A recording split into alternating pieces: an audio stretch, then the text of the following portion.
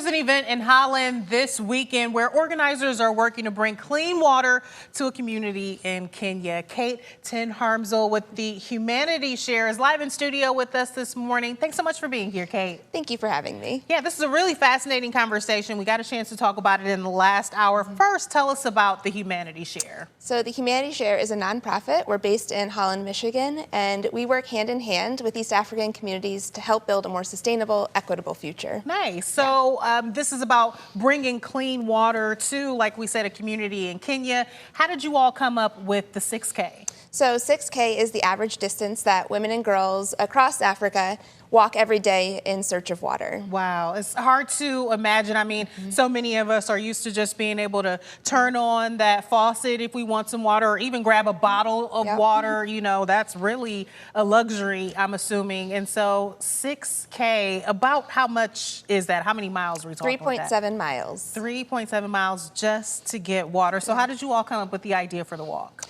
So it's our 17th year doing this walk, and it's a way for us to come together as a global community and walk in solidarity with a community to help end the water crisis in that community. And is it also taking donations? How are you all then able to turn this event into actually bringing clean water to these communities? Yeah, so every registration fee goes towards a specific community. This year we're walking for the Ultaraja community, where over 4,000 people live without access to a safe, reliable water source. Wow. And so they currently get water from a seasonal sand dam. You can see in the video that you guys have been showing, they'll dig in the riverbed until water percolates in and then collect it with a cup.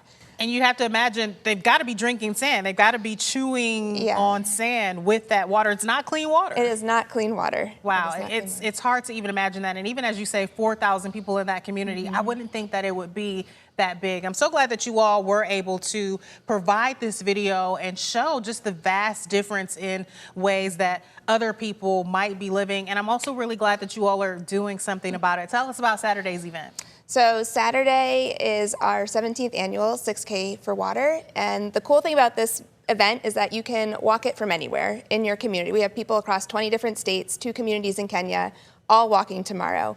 But if you want to join us in person, we also have a gathering in Holland, Michigan.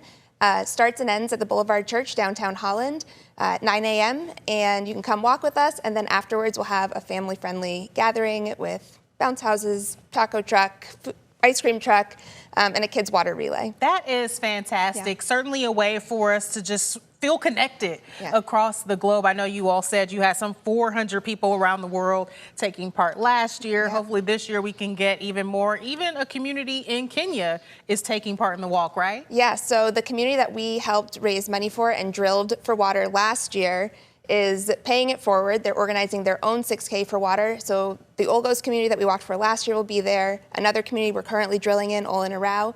And then even people from Ultaraja are going to come and walk for their own water. Wow, I love the participation. You mentioned drilling, and I'm glad that you are, because again, we see this video of them just scooping cups through sand to get water. What does that process look like to give them clean running water? It's exciting. It changes everything. I mean, it improves community health, but it also allows them to build off of the water, to put the water to work. So this community, one of the really cool things is this whole vision started with a woman named Elizabeth who had a dream for the kids of Ultaraja to bring school closer to home. Right now, kids don't start school until at least the age of 8 because the closest school is over 6 miles away and they have to walk on foot there. And so Elizabeth got her family to donate some land, had a vision to build a school.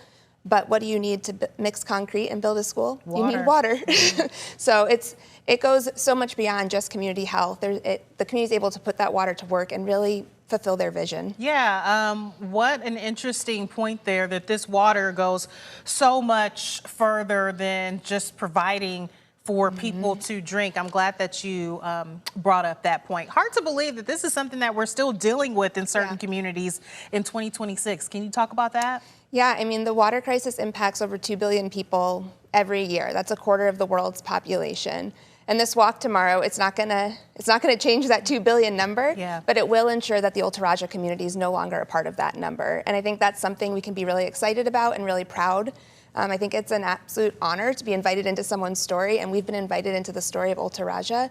And so tomorrow is our chance to give back and do something good together. Yeah, a really great cause. And I just love that you all are encouraging other people to join in on this, because I think people may see these videos, hear about the community and think, that's got nothing to do with me. I'm here in West Michigan. I can turn on my faucet or grab my bottle of water, but why should we care, Kate? Yeah, I mean, what a privilege that we can do that. And what I always tell people is that people matter, whether it's you and me here in West Michigan or it's the people, Elizabeth and the teacher Phil in Ultaraja, Kenya.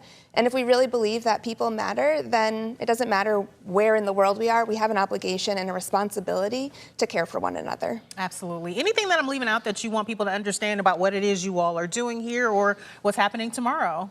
Yeah, I just encourage everyone to check out the registration link. If you're not able to walk or run, you can make a donation towards this project as well. And our hope is to, by the end of this year, that Ultaraja is enjoying clean water and a school is being constructed. I sure hope so too, and that we can do this for even more communities. We've all got to be part of this effort to make it happen, and I love that you all are giving us a way to do that. Kate, thank you for being here. Thank you. We're back right after this.